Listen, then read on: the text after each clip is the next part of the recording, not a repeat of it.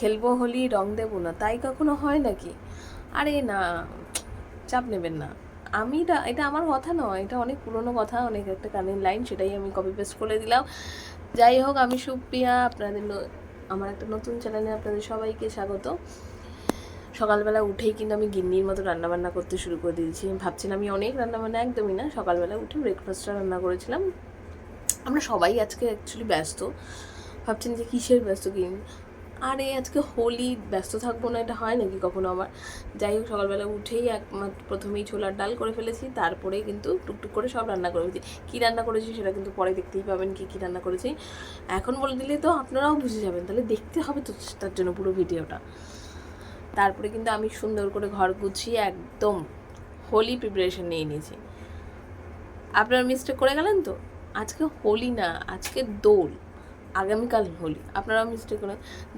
দোল পূর্ণিমার সবাইকে শুভেচ্ছা জানালাম। আপনারাও খুব ভালো করে রং খেলুন, সমস্ত কিছু সাবধানতা মেনেই হোলি খেলুন।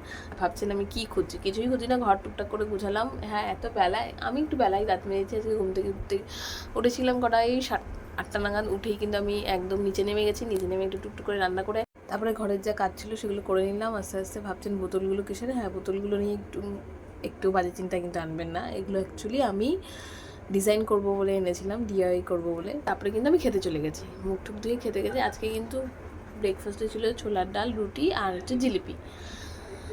দোলের দিনে একটু জিলিপি হবে না, এটা কেমন একটা লাগে। ভাবছেন এরা কী করছে রান্নাঘরে, বুঝতেই পারছেন, দেখেছেন রান্নাঘরের অবস্থাটা কী করেছে এরা। যাই হোক, ছেলেরা রান্নাঘরে ঢুকলে কী হাল সেটা তো আপনারা খুব ভালোই জানেন। একজন মাংস ধুচ্ছে, একজন কড়াইতে মাংস রান্না করছে, এই হচ্ছে অবস্থা।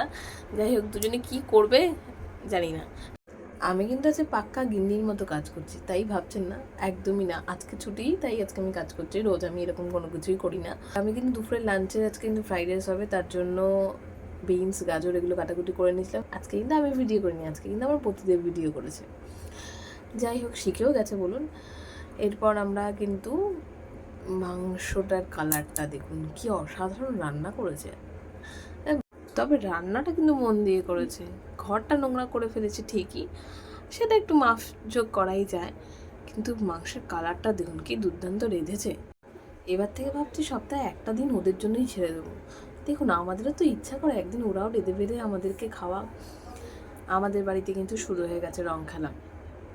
আপনাদের বাড়িতে কি এখনো শুরু হয়নি? এদিকে কিন্তু কাকি, জেঠি, মামুনি প্রত্যেকে রং রং নয়, এটা আবির মাখাতে শুরু করে দিয়েছে। আর এদিকে আমরা কিন্তু দেবাদেবী সুন্দর করে টুক করে সেজে ফটো তুলে নিয়েছি। Tata, bye bye.